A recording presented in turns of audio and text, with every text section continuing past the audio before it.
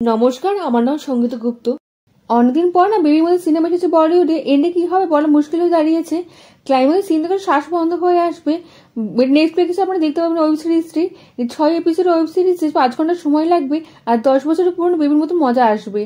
হাইজ্যাকের কথা নিশ্চয়ই শুনেছেন আপনি, অনেক ফিল্ম দেখে ফেলেছেন এই মুহূর্তে, কিন্তু এই হাইজ্যাক না দীর্ঘ সময় ধরে চলেছিল। প্রায় 7 দিন প্লেনের ভিতরে বন্ধ থাকতে হয়েছে যাত্রীদের। আপনি কি ভাবছেন কি করে সম্ভব? রিয়েল ইনস্টিটিউট তৈরি করে দেওয়া হয়েছে। ইন্ডিয়ার ভিতরে ভয়ঙ্কর হাইজ্যাকের মধ্যে গোনা হয়। IC-814 দ্য কানার হাইজ্যাক এই সপ্তাহে রিলিজ করেছে, নেটফ্লিক্সে রিলিজ করেছে। আপনি জানেন না? আমিও জানতাম না, এই প্রথম জানলাম। সবচেয়ে বড় রিজন হলো কন্ট্রোভার্সি।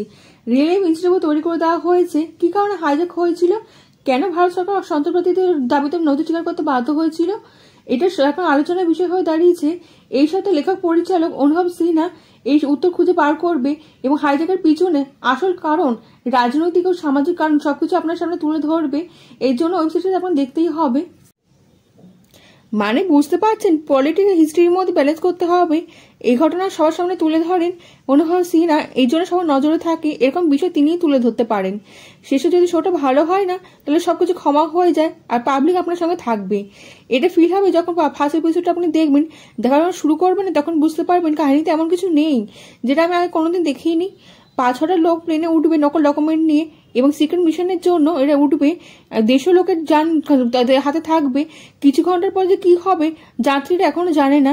এই আদর্শ হাইজ্যাক যখন 4-5টা লোকের কন্ট্রোলে প্লেনটা চলে যাবে, এই 4-5টা লোক তাদের মধ্যে হুজ্জতি চালাবেন এবং এই সিনে যখন আলাদা ব্যাপার হলো 7 দিনের জন্য প্লেনকে বন্ধ থাকতে হবে। প্লেনে তাকে শর্ত দেওয়া হয়েছিল, প্লেন যদিও তাদের শর্ত মেনে নেয় তাহলে প্লেনটা চালাতে দেবেন এবং তার যাত্রীদের মুক্তি দেবেন। এই প্লেন ল্যান্ড করেনি না, 7 দিন করে হাওয়াতে উড়েছিল। এটা কি করে হতে পারে? পেট্রোল তো শেষ হয়ে যাবে। আপনি চমকে যাবেন শুনে যে প্লেন আলাদা দেশে ল্যান্ড করেছিল এবং পেট্রোল ভরে আবার আকাশে উড়ে গেছিল অন্য দেশের উদ্দেশ্যে। এই হাইজ্যাক লোক টাকা না লোক কার বদল ছাড়া শর্ত দিয়েছিল। এই জন্য সিনেমাটা দেখতেই হবে। গভর্নমেন্টের কাছে যখন শর্ত দেওয়া হয়েছিল যে আপনি কি জানেন, সোজা না করে দেওয়া হয়েছিল।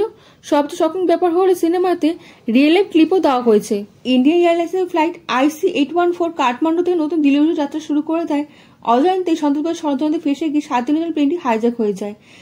ক্যাপ্টেন দেবী শরণের ফ্লাইট ইন্টু দ্য ফিয়ার বই থেকে গৃহীত এই সিনেমাটি হাইজ্যাক মিডিয়ার ক্যামেরার সামনেই চলছিল। ভাবুন একবার, এই সিনেমা কাজ দেখে আপনি চমকে যাবেন। বড় বড় একটা সিনেমাতে কি করে ফিট হয়ে গেল।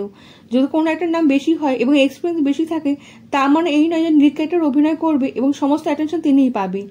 IC-814 গল্পটি ওই সিরিজের মেন ক্যারেক্টার এবং গল্প অনুযায়ী সবকিছু চলছে। এই গল্পের সবচেয়ে বড় হিরো এই সিনেমাতে।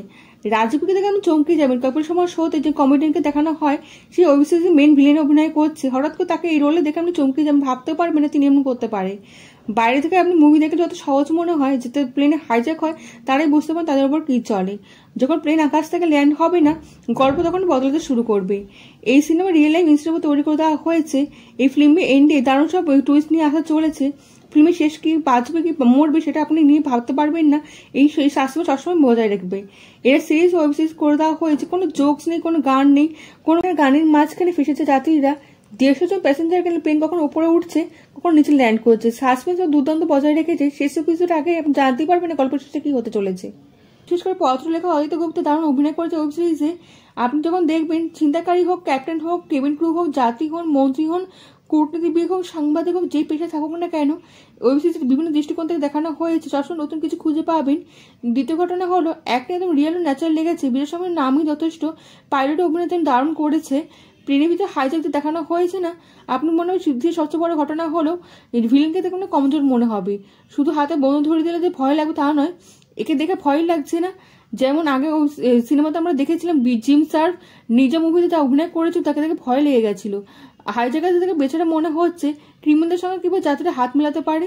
হাইজ্যাক দেখে মনে হচ্ছে তার বাধ্য হাইজ্যাক করছে। প্লেনের ভিতর ক্যামেরা আছে এবং প্লেনের ভিতর যা ঘটনা ঘটছে না সেটা থেকে বেশ মজা লাগবে। কিন্তু গভর্নমেন্ট অ্যাঙ্গেল যখন দেখানো হবে না, কোনো ইন্টারেস্টিং লাগবে না, মানে টাইম পাসের মধ্যে সিন দেখানো হচ্ছে। IC-814 5-এর মধ্যে 3 স্টার দিলাম। প্রথমত কনসেপ্ট রিয়েল ও ভয়ঙ্কর। দ্বিতীয় হল কাস্টিং ওর একটা দারুণ করেছে। তৃতীয় হল এন্ড পর্যন্ত সাসপেন্স বজায় রেখেছে। হিন্ট দেয়নি শেষে কি হতে চলেছে। নেগেটিভের মধ্যে হলো শো দেখে যত ভয় পাবে ভেবেছিলেন, প্রেজেন্টেশন এমন করেছে না 50% ভয় পাবেন না। ভিলেনদের মতন অ্যাক্টিং করেনি, বাচ্চাদের মতন অ্যাক্টিং করেছে। এই ভিলেনদেরকে মনে রাখার মতন অ্যাক্টিং করেনি এবং মনে রাখতে পারবেন না। কাস্টের সঙ্গে এত বড় বড় নাম জুড়ে আছে কিন্তু অ্যাক্টিং খুব খারাপ করেছে। এবং সিরিয়াস সিনেমা তৈরি করে দেওয়া হয়েছে। এন্টারটেনমেন্টের জন্য যারা ওয়েব সিরিজ দেখেন না তারা এই থেকে দূরে থাকবেন। কেমন লাগলো ভিডিওটা কমেন্টের মাধ্যমে জানান। আপনার কমেন্ট আমার কাছে অনেক মূল্যবান। আপনি লাইক ও সাবস্ক্রাইব করে দেবেন এবং দেশ বিদেশের বন্ধুর সঙ্গে ছড়িয়ে দেবেন। দেখা হচ্ছে পরবর্তী ভিডিওতে। ভালো থাকবেন।